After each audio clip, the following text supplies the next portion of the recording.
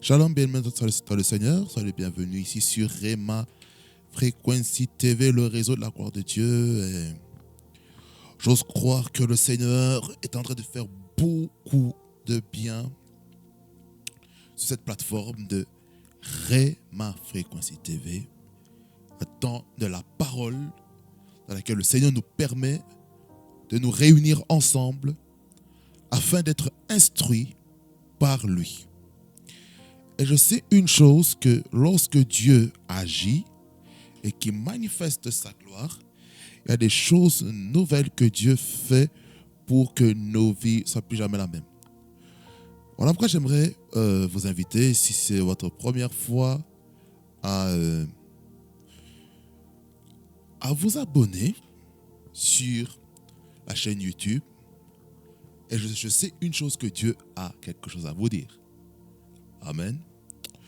Nous allons remettre ce temps de la parole de Dieu afin que Dieu puisse nous parler, pour que sa parole pénètre dans nos vies et que ça ait de l'impact et que ça prenne de la profondeur dans nos cœurs. Amen. Nous prions. Seigneur, mon Dieu, mon roi, je te remercie, je te loue, parce que c'est toi qui permets que ton peuple puisse se trouver derrière ce message, cette prédication, cet enseignement qui sera prêché maintenant. Seigneur, c'est une grâce d'être compté parmi les vivants pour proclamer tes oracles. Et prostege managade. Merci Seigneur, parce que tu es Dieu, ton règne n'a pas de fin. Alléluia. Alléluia. Rebokoto kaba santa kabababaskanta. Rebokroto minikamba da kende robodo bigede kabakante. Rebokunda kambando krosto brei de gada grestabai. Ezofi Christo brei gitakamakante a Christo migeni kamdondo sko bidegeske. Oh, alléluia, Emmanuel. Règne en maître Saint-Esprit. Remando krostabai kedega bababaska. Règne en maître Saint-Esprit, esprit de feu, esprit de réveil. Robokoto manakanda ramayendo robo dokeambasigebeboska. Seigneur, nous sommes, Seigneur Jésus-Christ, le lundi de Pentecôte. Kani roblo tikamandale lolololo shigre degebeske. Règne au socroto makanta kabakanta. Saint-Esprit règne. Et robokoto kababa socroto. Saint-Esprit souffle la vie.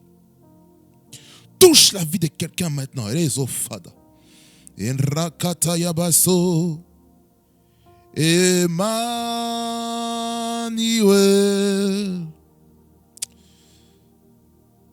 Hey. Emmanuel.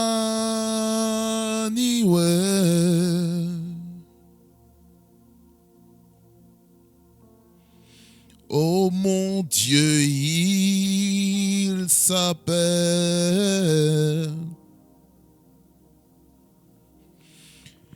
Emmanuel.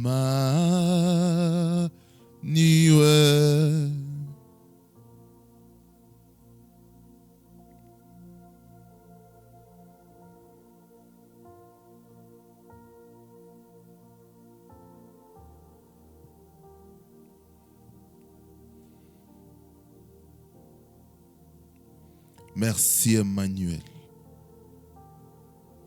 de régner parmi nous, de nous parler. Saint-Esprit, prends la place de ce moment. Parle au travers l'orateur.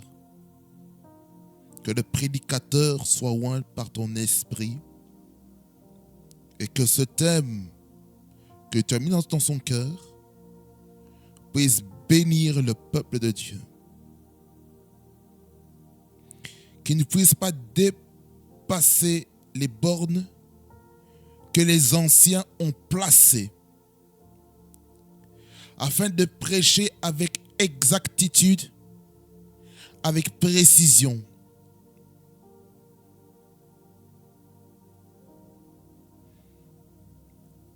Afin que ton peuple puisse écouter, comprendre. Même un bébé pourra comprendre ce message.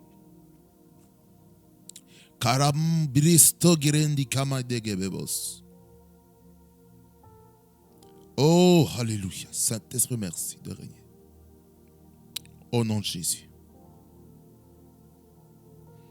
Amen. Bien-aimé Seigneur, il y a une telle atmosphère en ces lieux qui fait que c'est un peu difficile de revenir un petit peu sur terre parce que il y a une telle présence Saint-Esprit en ces lieux. Il y a une telle présence, Oh, alléluia. Remono kadababa. Il y a une telle présence du Saint-Esprit, bien-aimé. Oh, je sens l'onction de Dieu. Il y a une telle présence du Saint-Esprit qui fait que Rimani Krastaba, pour annoncer l'évangile, ça m'a l'air compliqué, mais je sais qu'avec Dieu, tout est possible. Et le Seigneur a la capacité d'aider son serviteur à prêcher les oracles comme il se doit. Nous tournons nos Bibles dans Exode chapitre 30, le verset 1er jusqu'au verset 10. Ensuite, nous allons prendre aussi un second texte. La Bible dit ceci. Tu feras un autel pour brûler des parfums. Tu le feras de bois d'acacia. Sa longueur sera d'une coudée et sa largeur d'une coudée. Il sera carré et sa hauteur sera de 2 coudées. Tu feras des cornes qui sortiront de l'autel. Tu le couvriras d'or pur, le dessus, les côtés tout autour et les cornes, et tu y feras une bordure d'or tout autour. Tu feras au-dessous de la bordure 2 anneaux d'or aux 2 côtés. Tu en mettras aux 2 côtés pour recevoir les barres qui serviront à le porter. Tu feras les barres de bois d'acacia et tu les couvriras d'or.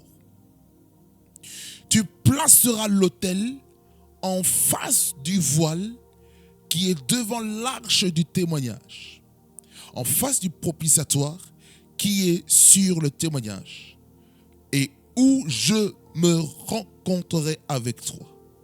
Aaron y fera brûler du parfum odoriférant.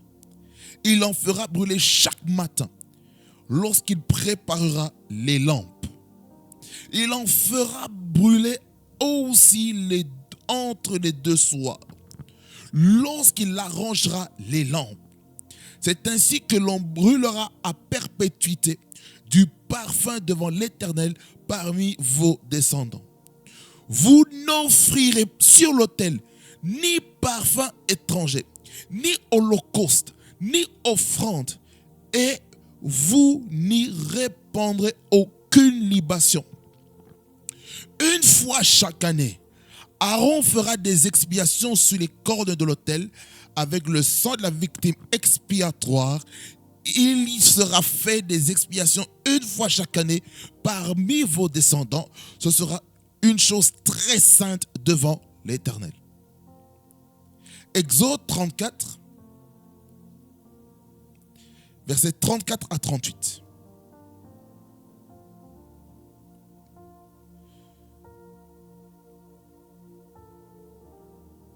Non, c'est Exode 30, excusez-moi, le verset 34 à 38. Il nous dit ceci. L'Éternel dit à Moïse, prends des aromates, du stasté, de l'ongle odorant, du galbanum et de l'encens pur, en parties égales. Tu feras avec cela un parfum composé selon l'art du parfumeur. Il sera salé, pur et saint. Tu le réduiras en poudre et tu le mettras devant le témoignage dans la tente d'assignation où je me rencontrerai avec toi. Ce sera pour vous une chose très sainte. Vous ne ferez point pour vous des parfums semblables dans les mêmes proportions. Vous les regarderez comme saints et réservés pour l'Éternel. Quiconque en fera de semblable, pour le sentir, sera retranché de son peuple. Amen. Est-ce qu'on peut acclamer le Seigneur sans le commentaire de qui que ce soit? Bien, Seigneur, j'intitule le message « L'autel des parfums ». Toujours en relais avec le thème principal de la révélation du tabernacle à la lumière de Jésus-Christ. Mais ici, nous voyons l'autel des parfums. Nous voyons que, avec la différence de l'autel d'airain et la cuve d'airain, c'est que l'autel de parfum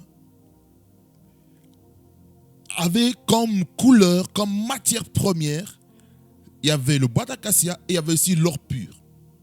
Comme je vous ai expliqué que dans le parvis à l'extérieur du tabernacle, tout cela était en bronze, en airain. Airain ou bronze, peu importe, parce que cela symbolisait le péché, symbolisait les choses qui nous séparaient de Dieu en fait. Mais lorsque maintenant nous sommes dans le lieu saint, là ce sont les Lévites qui sont destinés à offrir des sacrifices, à préparer la table des pains de proposition, qui symbolisaient les 12 tribus d'Israël, les chandeliers d'or qui représentaient, je vous ai dit, première interprétation, les 7 esprits de Dieu. On parlait aussi, par rapport à ça, on parlait des 7 églises de l'Asie mineure. Donc, on parlait de ces choses-là et il fallait que cela soit fait par les Lévites, par la tribu destinée et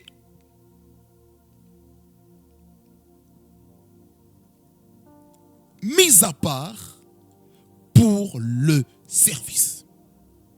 Mais ici, l'autel des parfums, c'est un autel dans lequel il fallait offrir des parfums, le sacrifice des parfums odoriférants, selon les prescriptions de Dieu, avait donné à Moïse.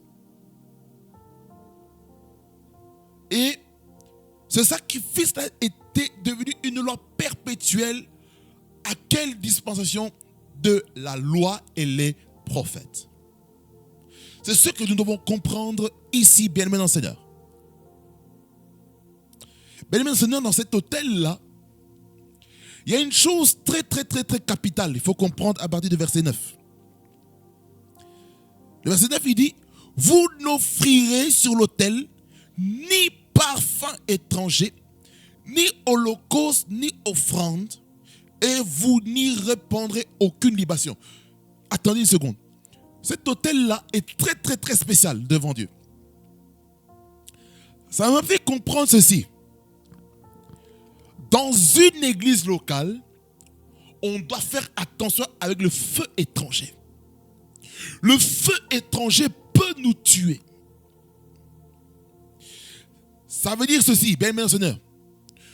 Tu es peut-être dans une église locale, Ne cherche pas à faire les choses, ministériellement parlant, comme une autre église pour amener dans l'église locale. Admettons, prenons un exemple. Tu es dans une église protestante évangélique et tu veux faire les choses que tu faisais soit dans une église méthodiste ou une église baptiste ou une église pentecôtiste. Tu essaies de le refaire, le reproduire à l'église, que ce soit protestant évangélique. Il y a des grandes choses que ça ne marche pas parce que ce n'est pas le modèle que Dieu a donné à l'ange de l'église établi. Mais il se pourrait qu'au travers un fidèle qui travaille sous un ange de l'église, sous le dirigeant de l'église, qui puisse amener une réforme qui va bénir le peuple de Dieu dans une dimension élevée. Le feu étranger, bien aimé en Seigneur, il faut comprendre que ce sont des choses qu'on donne avec négligence. Ça veut dire qu'il faut faire très attention avec le feu étranger. Il faut faire attention aux parfums étrangers.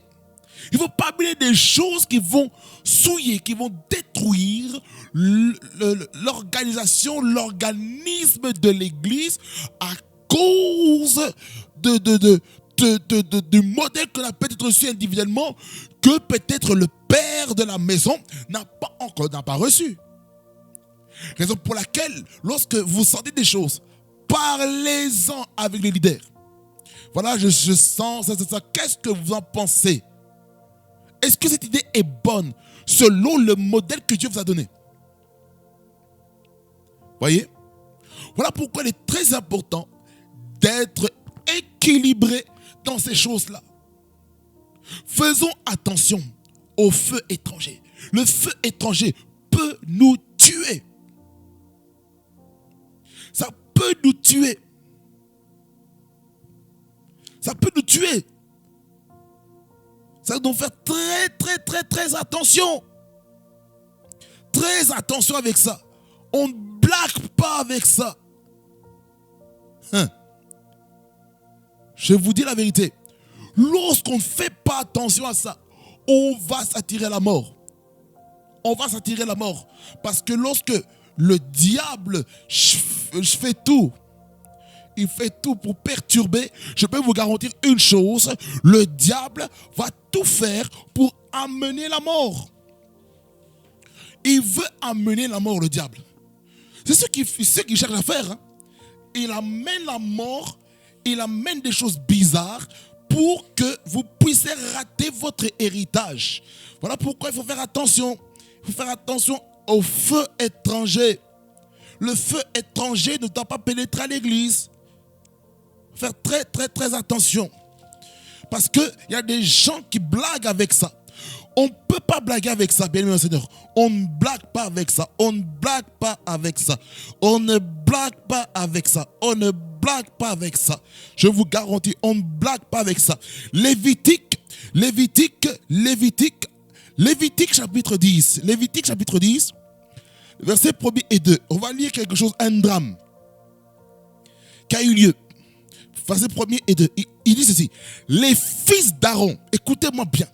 Nadab et Abihu prirent chacun un brasier, y mirent du feu et posèrent du parfum dessus.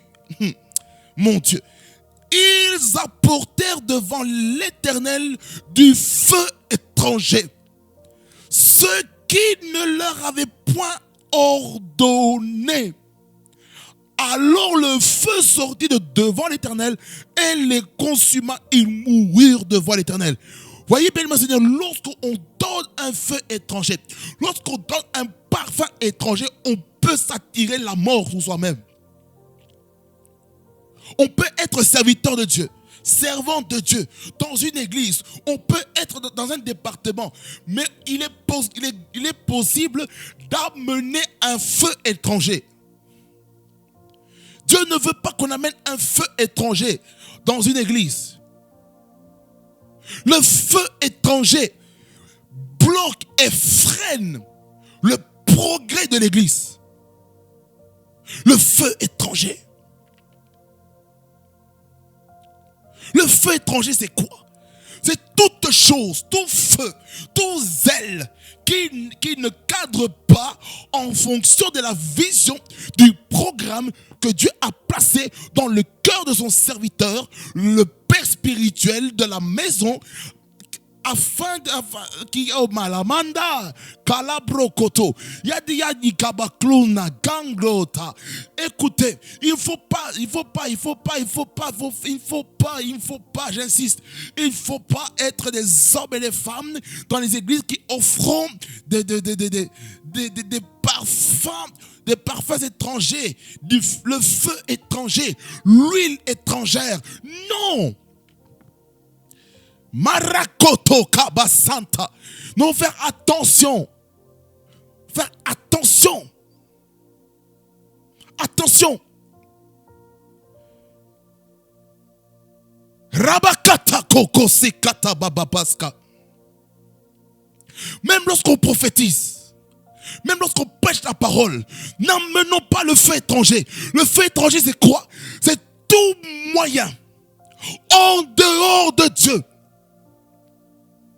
qui entre dans le sacerdoce, qui entre dans les choses de Dieu, qui entre dans le service et qui peut freiner, qui peut tuer. Ramakoto, liloloba sougrade. Voilà pourquoi les serviteurs de Dieu doivent faire attention de ne pas mélanger les ténèbres et la lumière. Quand je parle des ténèbres, je parle de toute puissance surnaturelle qui vient du monde des ténèbres, dans laquelle on amène dans l'église. Tout ça pour avoir le surnaturel. Tout ça pour avoir la puissance. Tout ça pour que les gens tombent à l'église. Pour prouver au nom de mon ministère, les gens tombent. Qui vous dit que les gens qui tombent sont tombés sous l'onction? Il y a des gens qui tombent sur des sous les flancs des gris-gris, des fétiches.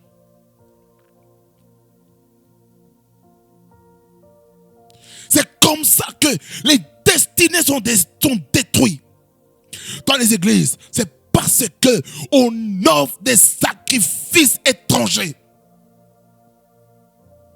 Bien-aimés dans le Seigneur, n'offrons pas des sacrifices étrangers. Ça veut dire par là quoi? Il faut offrir des sacrifices que Dieu demande pour toi.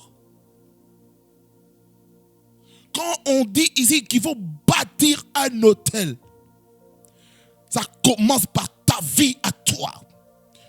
Romains 12, verset 1er et les suivants. Il dit, je vous exhorte donc, frères, par les compassions de Christ, à offrir vos corps comme un sacrifice vivant, saint et agréable à Dieu, ce qui sera pour vous un culte raisonnable. Le verset 2, il dit, ne vous conformez pas au siècle présent ou aux traditions ou aux coutumes de ce siècle, mais soyez transformés par le renouvellement de l'intelligence afin que vous discerniez la volonté de Dieu, ce qui est bon, agréable et parfait. C'est d'abord ta vie. Ta vie doit être un autel. Quand on parle de bâtir un autel, c'est sa qualité de vie qui doit être un autel. Mais le diable s'attaque à ce que nous ne puissions pas bâtir l'autel correctement. Le diable fait tout pour affaiblir la consécration, affaiblir la sainteté, la pureté, la sainteté, oh my God. Et c'est pour cela que nos vies, parfois, nous expérimentons des difficultés parce que le diable est venu, il est passé à côté pour que nous puissions passer outre, pour que nous puissions manquer la cible. Et c'est ce que le diable cherche à faire. Il veut qu'on puisse manquer la cible, the target. He wants us to miss the target. We need to focus on the Lord Jesus. But the devil wants us to go amiss, to miss what God wants us to do in our lives. And that's why we need the Holy Spirit. Oh mon Dieu. On a besoin du Saint-Esprit. Excusez-moi, je ne suis pas ça en anglais. Oh Lord Almighty. Ça me manque.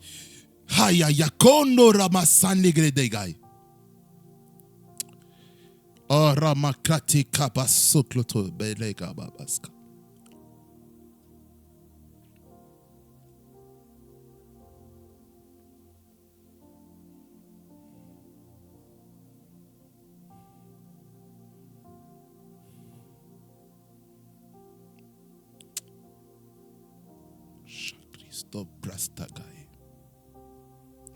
Pourquoi j'ai atterri là ici? Je n'ai pas encore continué. Je ne dis que dans l'introduction. Mais c'est une parenthèse que le Seigneur impose pour nous faire comprendre et réaliser que le feu étranger, le parfum étranger peut nous coûter très cher.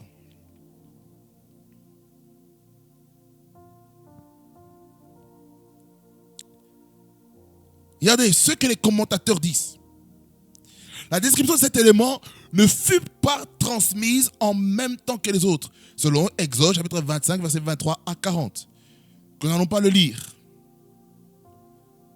Mais suivit les instructions sur le sacerdoce. Peut-être parce qu'il s'agissait du dernier endroit où devait passer le souverain sacrificateur avant d'entrer dans le Saint des Saints une fois par an. Vous voyez? Il faut comprendre ceci, bien Seigneur, que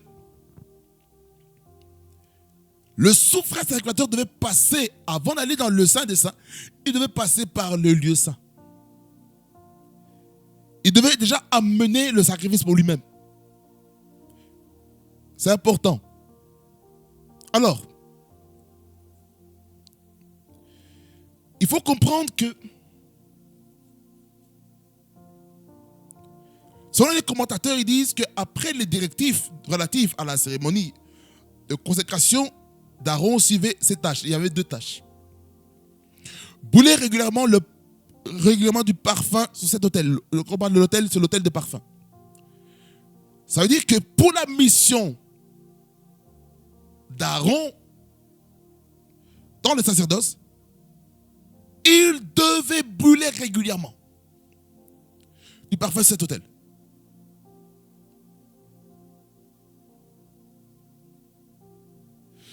La deuxième chose, il devait purifier cet autel une fois par an avec le sang des expiations. Comme il est écrit au verset 10. Une fois chaque année, Aaron fera des expiations sur les cornes de l'autel. Avec le sang de la victime expiatoire, il sera fait des expiations une fois chaque année parmi vos descendants. Ce sera une chose très sainte devant Dieu. Voyez, les choses qui se faisaient dans l'Ancien Testament étaient saintes. Ça veut dire, en fait, tout ce qu'on fait pour le Seigneur doit être considéré comme saint. C'est de vous comprendre. Alors, bien Seigneur, pour que l'autel de parfum puisse fonctionner, mais il faut du parfum. Et ce parfum-là, dans Exode 30, au verset 34 à 38 qu'on a lu, on nous montre un petit peu comment ce parfum-là devait être fabriqué selon l'art du parfumeur. Parce que Dieu veut un parfum de bonne odeur. C'est ce qu'il demande. Amen. Et ce parfum-là devait être vu comme saint. Ça veut dire par là quoi? Que cette composition-là était réservée exclusivement pour le sacrifice. Ça veut dire par là quoi? Dans le contexte historique, ce parfum-là, cette composition-là, chimique, biologique, pour concevoir cela, c'était sanctifié. On ne pouvait pas faire n'importe quoi là-dessus.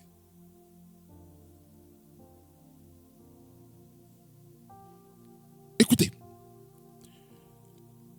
au tout début, je vous ai parlé du feu étranger et du parfum étranger. Je vous dis que ce parfum-là ne pouvait pas être utilisé pour sa propre consommation. C'est fort, ce texte, pour dire que certes, ce parfum-là sent bon, mais on ne devait pas sentir. On ne devait pas sentir pour notre propre consommation, pour notre propre plaisir. Non, ce parfum-là était hallowed, sanctifié, purifié. Et personne ne pouvait faire autrement.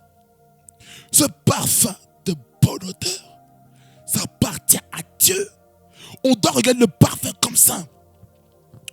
De la même manière que l'huile odoriférant devait être fait selon les principes de Dieu, et cela devait être regardé comme ça. Ça veut dire par là quoi? Si on part maintenant dans une parfumerie, par exemple, dans une parfumerie, on prend du parfum. Et ce parfum-là, on dit que on veut utiliser pour soi-même. On veut utiliser pour soi-même. On va prendre un exemple. Regardez. Ici, j'ai un parfum qui m'avait été offert comme cadeau de Noël. Ça, il y a plus ou moins, il y a 3 ans que ce parfum m'a été offert. Admettons que ce parfum que j'ai ici à la main,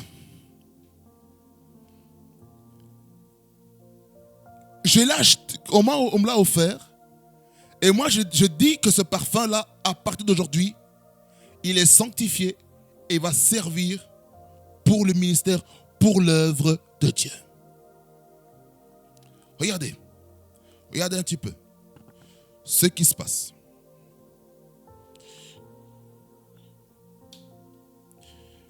Lorsque nous voyons cela, ce parfum qui est sanctifié, qui est purifié, et que maintenant j'utilise ce parfum pour ma consommation personnelle, la Bible dit que celui qui fait ça, je paraphrase, il dit celui qui fait ça, il doit être retranché du peuple de Dieu. En d'autres termes, il doit mourir. Pourquoi? Parce qu'il a commis quelque chose qu'il ne devait pas faire. Vous voyez? C'est pourquoi nous devons faire très attention. Maintenant, aujourd'hui, quelqu'un va acheter de l'huile. Que ce soit l'huile d'olive, ou j'ai utilisé l'huile d'olive. L'huile d'olive, il l'utilise comme l'onction d'huile. Et cette personne utilise cette huile, il utilise ça n'importe comment. Il abuse.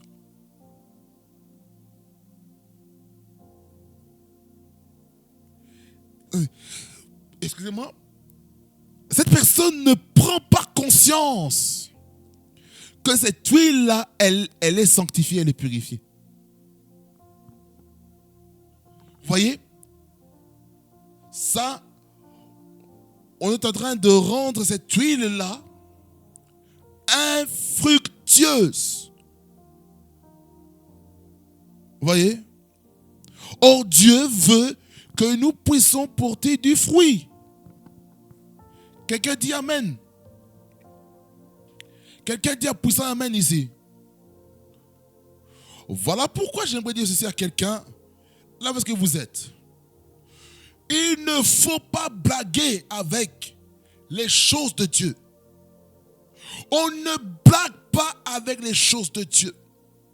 C'est comme ça qu'on s'attire des malheurs sur sa vie, parce qu'on a fait des choses pensant bien faire et on s'attire soi-même des calamités.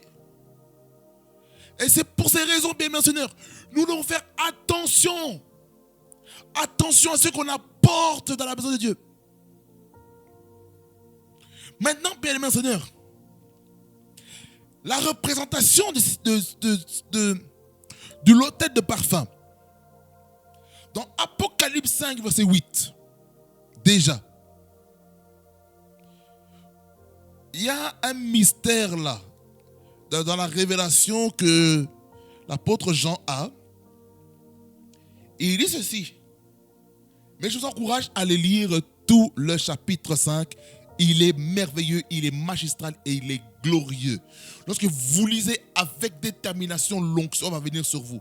Parce que oh my God, c'est tellement glorieux. Mais je dois juste zoomer sur un seul verset. Il dit ceci. Quand il eut pris le livre, les 4 êtres vivants et les 24 veillards se prosternèrent devant l'agneau, tenant chacun une harpe et des coupes d'or remplies de parfums qui sont les prières des saints. Le il ici, c'est qui? C'est Jésus, l'agneau de Dieu, qui a triomphé, qui a eu la victoire, qui a pu prendre le livre de vie, de l'ouvrir et de rompre les sceaux. Vous voyez? Alors, ici on voit, dans ce verset, une scène angélique glorieuse. Il dit qu'il y a 4 êtres vivants et les 24 veillards qui se prostèrent devant l'agneau. L'agneau, c'est qui? C'est Jésus. Donc là, c'est l'adoration. L'adoration. Tout être céleste adore le Seigneur. Les 24 vieillards se prosternent. Les pères de la tribu d'Israël accompagnaient les 12 apôtres qui se sont assis et qui forment le collège des vieillards. L'adoration devant Jésus. Tenant chacun une harpe. La harpe, c'est l'instrument de musique.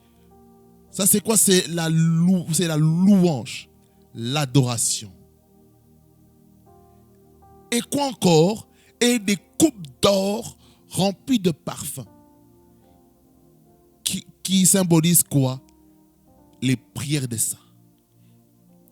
Donc, on comprend ici, en dévoilant les choses qui étaient cachées dans l'Ancien Testament, on comprend déjà que l'autel des parfums, en réalité, c'est la prière des saints. C'est la prière du peuple de Dieu.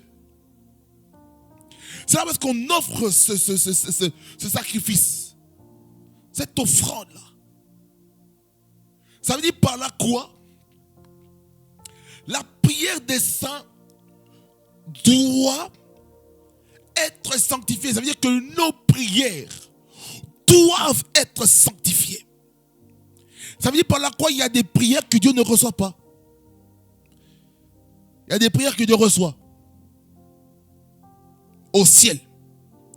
C'est pourquoi certaines personnes sentent que leur prière ne perce pas le plafond. Il y a comme un plafond de verre. Mais c'est normal. Dieu résiste. Et c'est ça ce que nous devons comprendre. Nous devons faire très attention par rapport à ça. Alors, dans Jean 12,3, on voit Marie de Béthanie qui déverse le parfum sous les pieds de Jésus.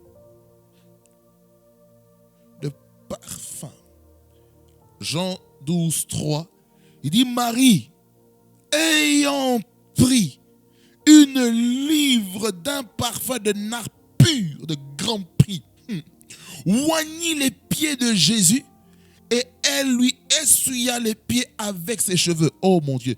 Et la maison fut remplie de l'odeur du parfum. Hey. Hey.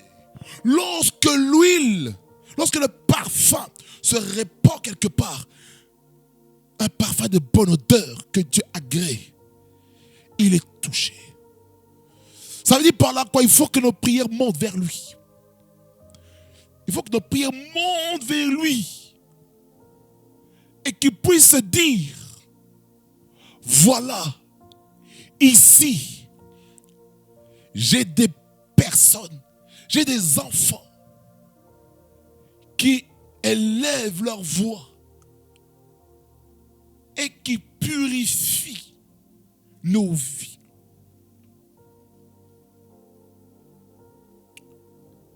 Alors,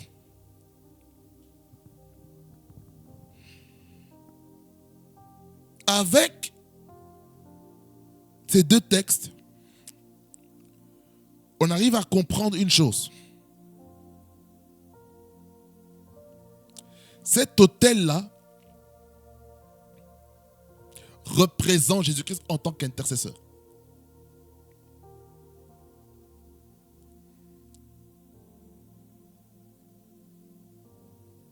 Il est l'intercesseur. Parce que Jésus a fait deux œuvres. La première œuvre, on appelle l'œuvre finitive de Jésus-Christ. Cette œuvre finitive de Christ, c'est ce qu'il a accompli sur la croix de Golgotha, dans laquelle Jésus-Christ a dit, tout est accompli, tetelestai. Allons-y.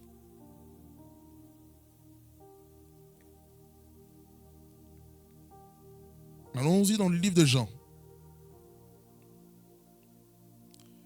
Jean, chapitre 19.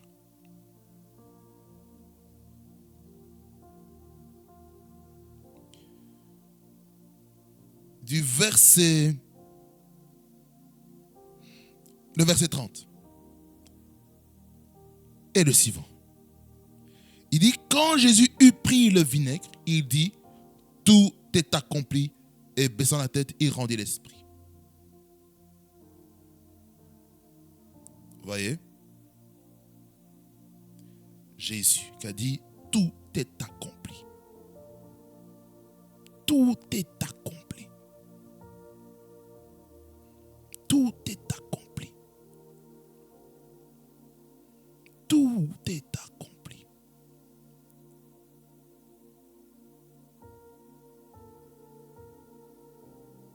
Tout est accompli en Jésus. Tout est accompli. Jésus-Christ, il est en même temps le sacrifice, il est en même temps l'offrande.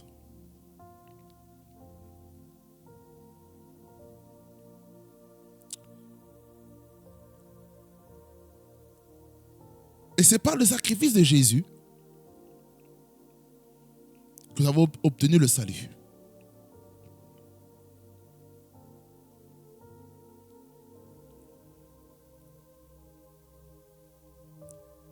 Jésus, qui a été ce parfum reçu par le Père lorsqu'il est mort sur la croix.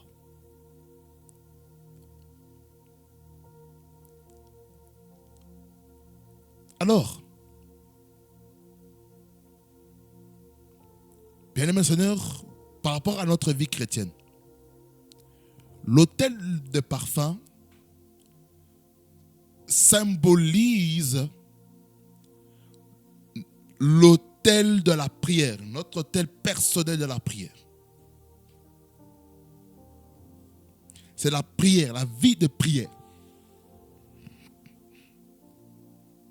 C'est ça ce que nous devons comprendre. Dans cet autel, des parfums. Le parfum doit monter. Il dit, ça doit être fait quotidiennement, tous les jours. Mais vous savez quoi? Le diable, il fait tout pour que nous puissions vivre des calamités. Alors, bien-aimés seigneurs, ne laissons pas le diable venir semer la zizanie dans notre vie de prière.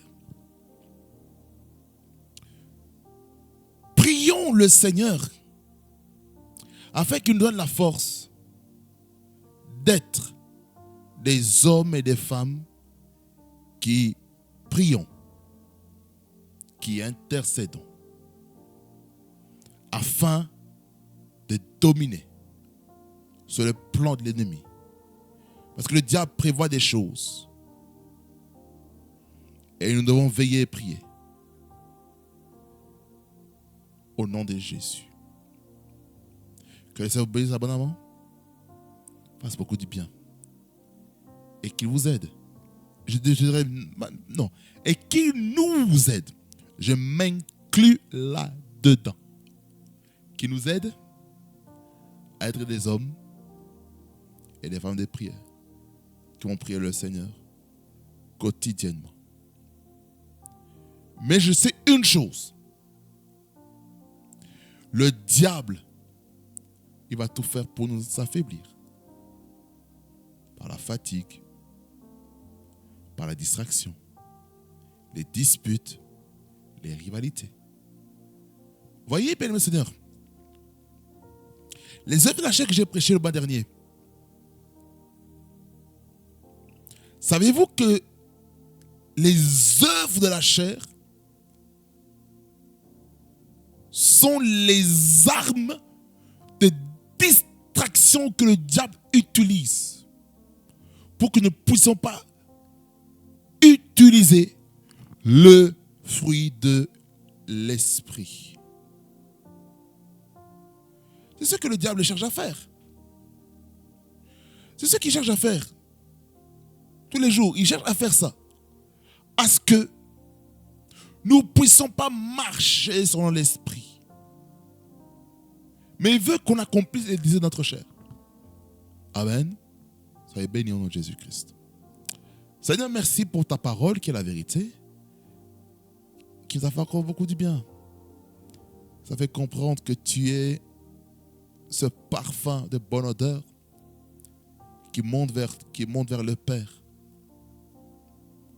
Lorsque tu es mort, Seigneur, le voile s'est déchiré dans le temple afin que nous puissions avoir l'accès dans le lieu très saint. Voilà pourquoi, Seigneur Jésus, que je te remercie, je te loue. Le roi des rois, le Seigneur des seigneurs. Seigneur, sois loué, Seigneur, sois béni et aide-nous à prier, à veiller, prier et ne point se relâcher. Au nom de Jésus. Louange, honneur et majesté te reviennent, toi, le roi des rois. Au nom de Jésus-Christ, que j'ai ainsi prié. Amen. Amen. Bénis-moi, Seigneur, que ça vous bénisse abondamment. Fasse beaucoup du bien. C'est simplement votre serviteur, Trésor Remercie Kibanda de Rema Focasi TV. Et soyez bénis de la part du Seigneur. Car on est ensemble en Jésus-Christ. Et je sais que Dieu va faire des choses merveilleuses dans vos vies. Soyez bénis au nom de Jésus-Christ. Amen.